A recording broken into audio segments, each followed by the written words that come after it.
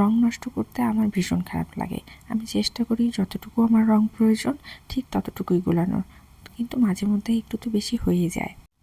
আজকে আমার আকাশি এবং লাল রঙটি বেশি হয়ে গেছিলো, তাই এই দুটি রং নিয়ে আজ আমি আপনাদের কাছে চলে এলাম। হ্যালো এভরিওয়ান, আমি ঋতু, কালার প্যালেট পেজে আপনাদের সবাইকে স্বাগতম। চলুন তাহলে এই পেন্টিংটি আমরা দেখে নিই। এখানে আমি আকাশি এবং লাল রঙের একটি বর্ডার ব্যবহার করেছি এবং এটি কিছুক্ষণ শুকাতে দিয়েছিলাম। শুকানো হয়ে গেলে এখানে আমি নীল রং ব্যবহার করে কিছু ফুলের কাজ করে নিচ্ছি। যেহেতু পেন্টিংটি অনেক ছোট, তাই ফুলগুলো একেবারে ছোট ছোট করছি। নিচে কিছু ফুল করছি যেগুলো অর্ধেকটুকু রয়েছে এবং উপরের অংশটুকু আমি পরে করব। আমি এভাবে পুরো পেন্টিংটিতে যেখানে যেখানে ফুল রয়েছে সেখানে সেখানে ফুলের কাজগুলো করে নিচ্ছি এবং উপরের অংশটুকু আমি ফাঁকা রেখেছিলাম, সেখানে কিছু কলির মতন করে নীল রং ব্যবহার করেই করে নিচ্ছি।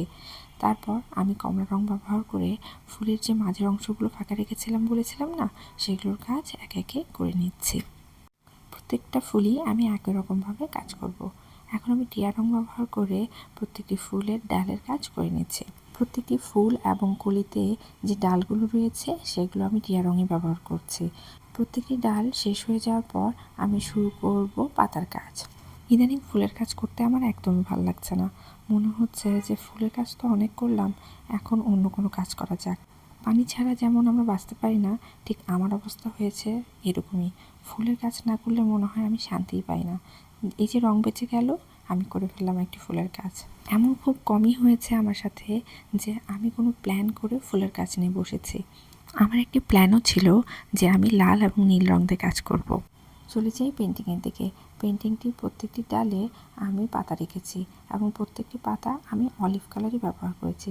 এখানে খুব পাতার শেড ব্যবহার করি নাই, যেহেতু পেন্টিংটি ছোট এবং আমি চাচ্ছিলাম যে অল্প কিছু রং ব্যবহার করে পেন্টিংটি শেষ করতে, তাই অলিভ রংটি ব্যবহার করেছি এখানে। এখন আমার যে লাল ব্যাকগ্রাউন্ডটি রয়েছে মানে বর্ডারটুকু, সেই বর্ডারটুকুর চারপাশ দিয়ে আমি হালকা আকাশি রংটি ব্যবহার করে একটু ডিজাইনের মতন করে নিলাম। এখন চলে যাচ্ছি জেল পেনের দিকে। জেল পেন ব্যবহার করে আমি কিছু বর্ডার লাইন করে নিচ্ছি এবং আমার লাল কালারের যে বর্ডার লাইনটা ছিল সেটার উপর দিয়েও একটু বর্ডার লাইন করে নিচ্ছি। এখন আমি মাঝখানের যে বর্ডার লাইনটা করেছি সেখানে একটু জেল পেনের সাহায্যে অল্প একটু ডিজাইন করে নিচ্ছি। লাল কালারের বর্ডার লাইনের পাশ দিয়ে তো আপনাদেরকে বললামই যে আমি বর্ডার লাইন করে নিচ্ছি জেল পেনের সাহায্যে, এবং সেখানেও আমি অল্প একটু ডিজাইনের মতন করে নেব।